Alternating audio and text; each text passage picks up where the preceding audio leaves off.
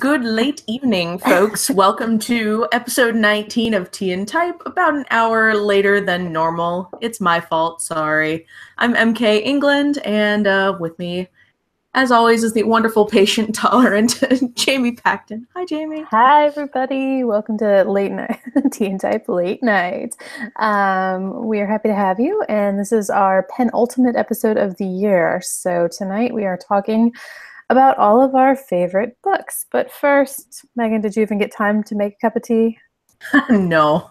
Oh. All I have is my water bottle from work. So let me tell you, this is where we're at. I had to trade shifts with somebody, so I had to work my night shift tonight, so that I could go see Star Wars on Thursday night. Go to the first possible showing at 7 p.m. On Thursday. So that's happening, which is great, but it also delayed Tea and Type, so sorry. I also have a blank, boring, empty background because I just moved and there's, nothing on my walls yet, but we will get there. My wonderful, Space Lady ray gun print will go right there. Perfect. And then we will feel at home again. Yeah, but I feel like that's commitment and sacrifice to Star Wars. So, and I'm with you. I have stood in line for Star Wars before, so there's no problem. I'm drinking whiskey because it's after, after children's bedtime. It's late. Why not? Yep. All right. So we are talking about best books either we've read or what we're looking forward to. And I wanted to sort of preface as I was thinking about this. This has been an interesting year for us as former 2015 pitch warriors, because this is the year that all of our fellow mentees books started to roll out, actually. And so a couple books on my best books list of the year are actually from our beloved Pitch Wars 15 group. And I think that some of the ones I'm looking forward to in 2018 are also from that. So not to speak too highly of those, but we will get to those. But yeah, so as a general reflection, it's been kind of an awesome year because this is my first year as a writer where a lot of people I know or I'm friends with have their books coming into the world, and that's an exciting time. And speaking of that, we do need to talk about your book, but let's start with some of your favorites for 2017. Yeah, sure. Yes. Some of them I've already ranted about on Tea and Type. Of course, you've heard me scream about a lot of these before. Obviously, Warcross I just finished a couple of weeks ago. So Warcross by Marie Lu is one of those ones that I'm now forcing on everybody in the library. Every time it's on the shelf, I'm like, why is this on the shelf? Somebody needs to take this today. I made special bookmarks for it and everything that it's did you like Sword Art Online? Did you like Ready Player One? You should read this. There you go. So I enjoyed that one a lot. Gentleman's Guide to Vice and Virtue by Mackenzie Lee is another one that I have been preaching at the library to anybody who stands still long enough. I don't read historical. I don't read historical stuff at all, and I loved that book. I think it's the perfect cross between it's historical, but it's comedy, and it's LGBTQ, and it's a romance, and it's so funny. It's just that perfect sweet spot of all of those different things. And I would also like to add that Mackenzie Lee has some amazing fashion recommendations on Twitter. I just bought a bunch of dresses from one of the websites she recommended. So not only read the book, but also, join the style and things like this. Nice. Well, so to skip ahead to 2018 really quick, since we're on Mackenzie Lee right now, all things Mackenzie Lee. Mackenzie Lee also does this, is it weekly on Twitter? Is her Bygone Badass? And she's been busy, I think, for the book releases and stuff, but it was a weekly thing for sure. Yeah.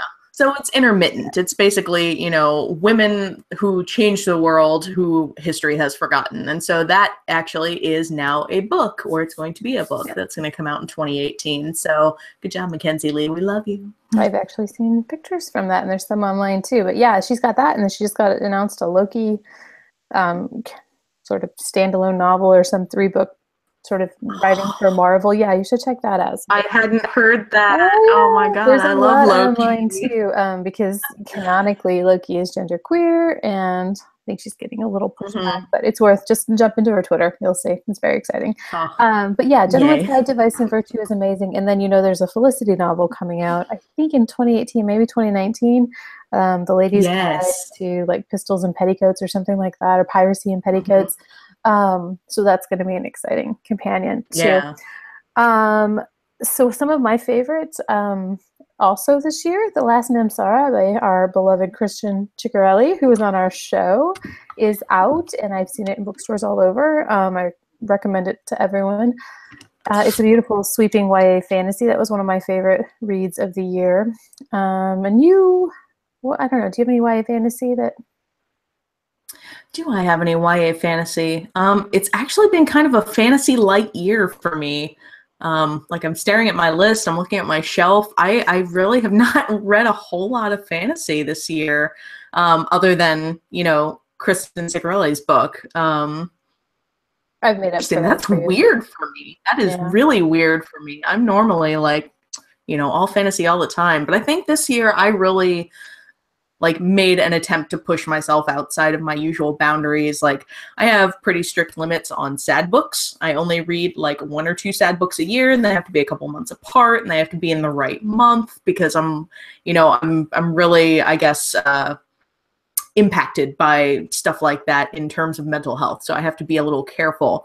And this year I was just reading them left and right, like, The Hate You Give, and then Dear Martin, and like both of all those of made these my list. books have been, wrecking me all year, but they were absolutely worth it. Yeah, and I just posted this on Twitter, but maybe you saw it. I sent my family's pretty conservative and religious, and I sent my 18-year-old sister The Hate You Give, and she, called me telling me how much she loved it. And it's still one of those books that's like, I think it's a way to build bridges in so many, in our personal lives, in our larger cultural lives. And so, yeah, I mean, those are hard books to read, but so very crucially important. I was so excited for you when I saw that tweet earlier. I was like, I'm having a feeling, and I'm at work. Oh no. Yeah, lots of feelings.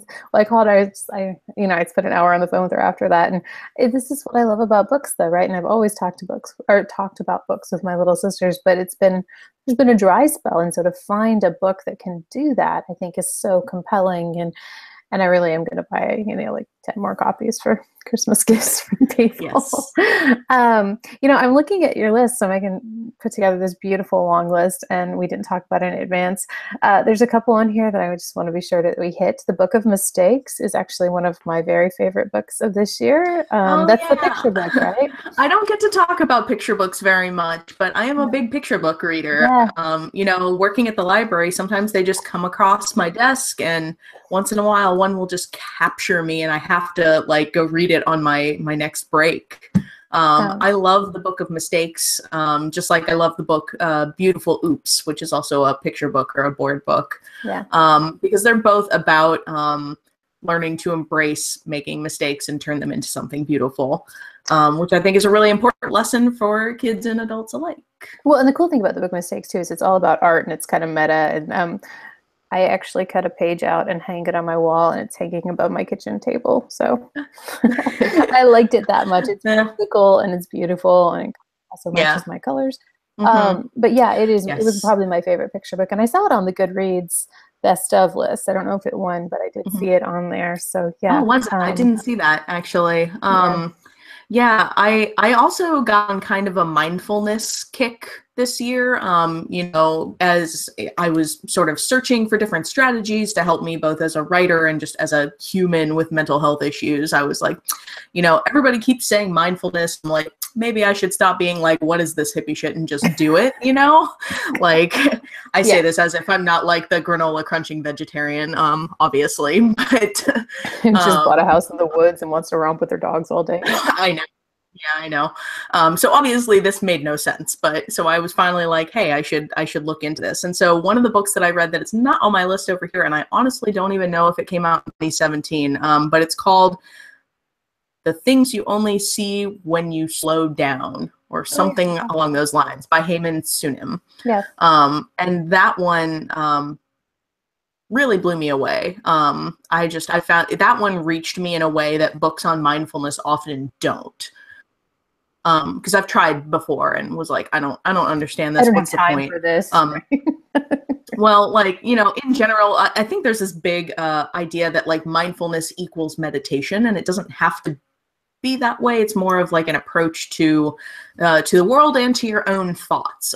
So I was really interested in that. And so I came across this picture book, Now, by Antoinette Portis. And it is this gorgeous little picture book about mindfulness for children, but in a really subtle, very sparsely told way. I just loved it, and the cover is stunning. It's a girl with a giant red leaf on the cover, and it's, I highly recommend that one. That one was great. Okay, I'll check that out for my kids. There's, there's a ton of books I actually didn't even, they passed by and I thought, oh my God, I'm dying to read that. And Girl with the Red Balloon or Wild Beauty or Beasts Made of Night. Like, I still have a pretty big, gigantic to be read pile. What is that? Wild Beauty is in my hands right now because it is the YA Pride, formerly gay YA, now they're YA Pride, which is awesome. They do a monthly book club of, some kind of queer book. So this month it's Wild Beauty. So I have that checked out from the library so that I can read that and go scream with them. I'm looking forward to that. Okay. I will move that up in my list. Yeah, it's been on there. I mean, just on the cover alone. Oh, I know. Yeah. Not that I judge a book by a cover, but we all do it. Like, can we just dispense with that by now? Like, sure, there are great books that have bad covers, but we all judge. It's human nature. It is.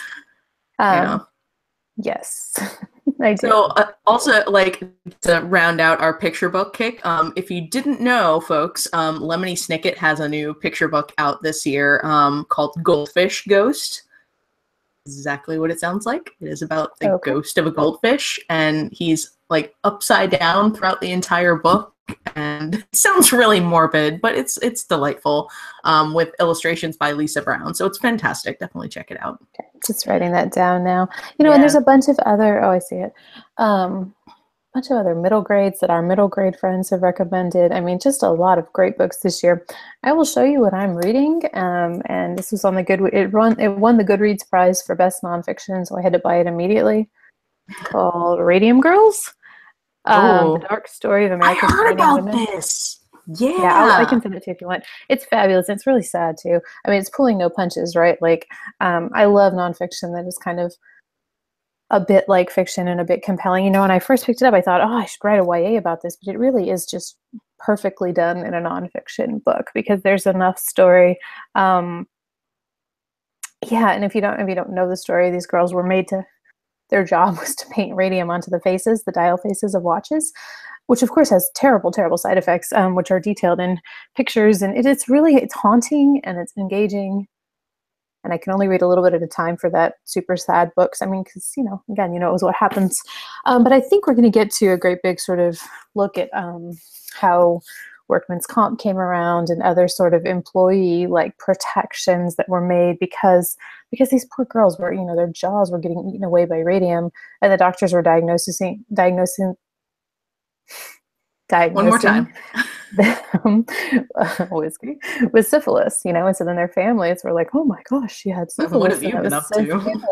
And in fact, and eventually someone finally put all these stories together. Oh, they all work together in the same place, and now they've all got the same condition. Anyways, it's fascinating and absolute. I read a lot of good nonfiction this year, but that would be one of my top recommendations as well when you have a chance.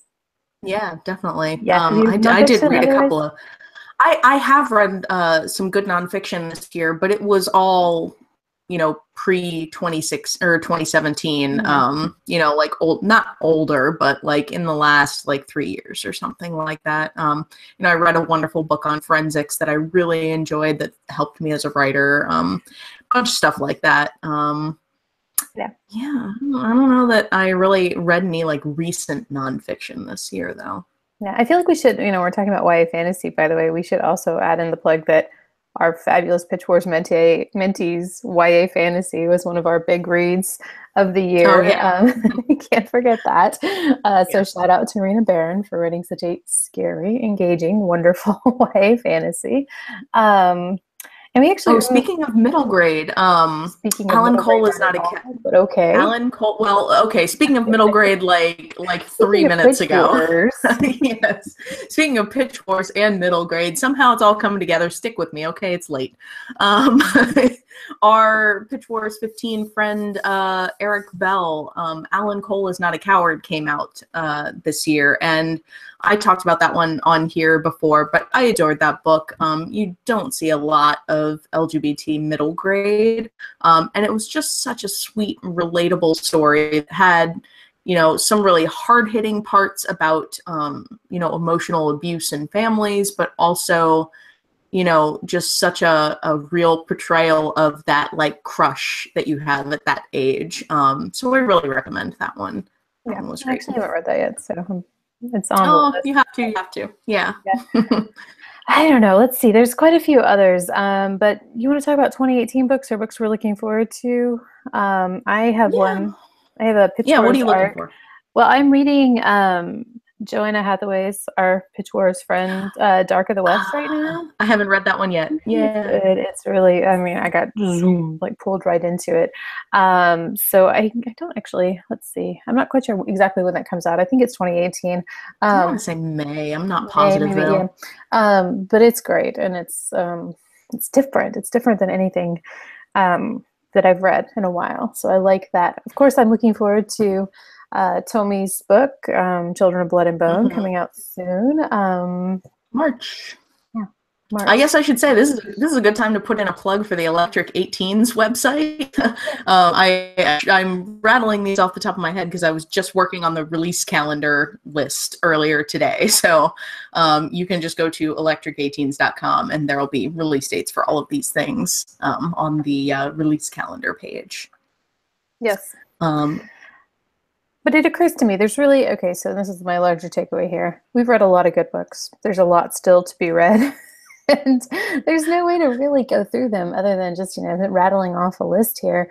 But again, it's been a really good reading year overall. And I think it's been a year of important reading, especially given the political situation and things like that. And I've often sought refuge in the books I've been reading, Radium Girls and things, uplifting things like that. Yeah. But I don't know. So that's kind of my takeaway this year is that I turned to reading to both make sense of what was going on and also to just kind of escape a little bit. And I've been quite well pleased with what I found there. I don't know. Do you have any deep insights that you can wrap all this together in? Yeah, I'm not sure I do really. I think this year was just a year of me trying to push outside my own boundaries, like I said, and I really read a lot of stuff that I don't normally read. In genres, I read adult, middle grade, and YA, which there have definitely been years where I only read YA and did not read any adult or middle grade stuff. So I really actively tried this year to broaden that and to include more nonfiction.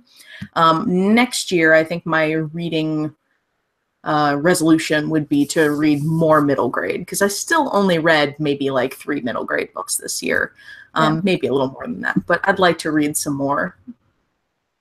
How about you? Do you have any goals for yourself for next year for reading? I'm sort of like a reading slob. I just want to take it all in, so I go to the library and I check out 14 books and I kind of go where my fancy takes me. I have recently started ordering a lot of historical books from Amazon that are sitting on my shelf over here. So I'd like to read. I'd like to finish some of those. But I think for me more, it's actually being really intentional about, and talk about mindfulness, it's being intentional about reading and saying I'm going to finish a book a week because it's so easy. I work online. It's so easy just to get sucked into online and social media and then watch a movie and then go to bed. So I'm trying to just say okay, I'll take an hour to read before bed. So I mean, maybe that's my big goal is just to, do that and get through. I used to read all the time, 5 books a week when I was a kid and a teenager and stuff. And so me too, yeah. And I've really lost the ability to just sit and read a print book. It's so rare these days. Almost all of my reading is audiobooks because I just don't have the time to sit down with a physical book. So I've been trying to work in some more of those 15, 20-minute pockets of reading time or, before bed, put down my phone, pick up a book or something like that. Which is like so super ironic because literally your bread and butter is books. You work in a library, you're a writer, you sell books. I But it know, just man. speaks to I all don't the know. other things that go along with those jobs and bookish things, you know, the business of authorship and librarianship. So yeah, but I think just sitting down with a paper book is a good thing, or an audiobook. Well, and I think there's you know, being an author, you know, reading is part of your job. Like you need to set aside time for reading, because that is how you develop your own craft. You know, as a librarian, unfortunately, like you don't get to read on the job because that's how you get fired. So you're I just always gotta, thought like, that's why I wanted to be a librarian, right? Like, nope, look at me, sorry. I'm a good example of reading. Yeah, no, you unfortunately do not get to read on the job. You just gotta fit it into your life somehow. And Yeah. I've not done a great job of that the past, 2 years maybe. I've really come to rely almost too much on audiobooks. So I really would like to read at least like maybe 10% of my books as print books next year. That's like a really small goal, but I would like to do that. And I'm probably honestly am going to do that because I've got these 2018 arcs coming in. Because the print books that I did read this year were Lindsay Eli's Gunslinger Girl, which is coming out January 2nd. Loved that. And Ship It by Britta London, which I've already screamed about on this podcast before, but that one's coming out in May, I think. May, some summer or something like that. And I read that in print and just devoured it. So I obviously still have the ability to read a print book if I can just make the time. See, these are goals. We can come back to this. And so in the new year, to sort of wrap things up here, we are going to sort of, who knows what form Tea and Type will take, but we can definitely check in on our print reading and see how we're doing on all that. Yes. And yeah, maybe we'll even read a book together or something. But our schedule will be a little different. We will be here next week. We're going to do our last episode of 2017. And what is that? Do we know what that's on yet? Yes, we talked about doing like goal setting and setting some writing resolutions for the new year. And how do you set goals that you can actually accomplish without overwhelming yourself and all of that stuff? That's going to be Monday, December 18th, and then the next 2 Mondays after that are Christmas and New Year's Day. Yep. So we are not going to be doing episodes those days, but we will return in January. January with 8th. Tea and Type. January 8th, yes. And we're also going to take craft of writing things coming up. And we're going to use this little break from Tea and Type to, look back. Next week is going to be our 20th episode. So we'll be able to look back at what we've done, see if we want to switch up the format at all. If there are things you like and things you dislike about Tea and Type, let us know, either on the hashtag, email us at teatypewrite@gmail.com. Just reach out and let us know how you think it's going. The new year is a great time to make changes. So we're definitely looking at that. We're considering incorporating more musical theater. So if you have opinions on that, that would be great. Yeah, I think we're going to do some improv musical theater here. I have a podcast to recommend if we're going to recommend a thing this week. Yeah. It's called Off Book, an improvised musical. If you ever are just looking for, to listen to while you're doing something, do you recommend? Quite funny. Is it? It's just a funny podcast. Like, no, it's literally an improvised musical. Like they bring on a guest, they chat for like 5 minutes. They have a piano player in the background, and at some point they pull something out of that conversation that they're having, and that becomes the jumping off point for a like 45-minute improvised musical that they just make up on the spot and start singing. I don't know. Amazing. It's funny and sometimes really bad, but enjoy it either way. Sounds good. I don't have any recommendations. I just gave them all. You know what I'm reading. You know what Yep. Radium That's Girls. true. Yes. That's what I'm doing. I would recommend see the last 20 minutes of books. Cookies, and that would be my largest recommendation. Yes. Treat yourself good. This time of year is really busy. So, don't treat yourself. Don't let yourself get overwhelmed by, trying to tackle too many goals while also, working on all of your holiday family obligations. Be kind to yourself. And I I guess that's all we got. I am not going to be doing sprints tonight because I am already like late to go to bed. Yes. So anyway. Right. Well, thanks for watching. Yeah. Have a good night, and yes, see you next Monday. This has been Tea and Type. We are not going to go make some words together tonight, so sorry. Go right if you want, though. Bye. Bye. Good night. Bye.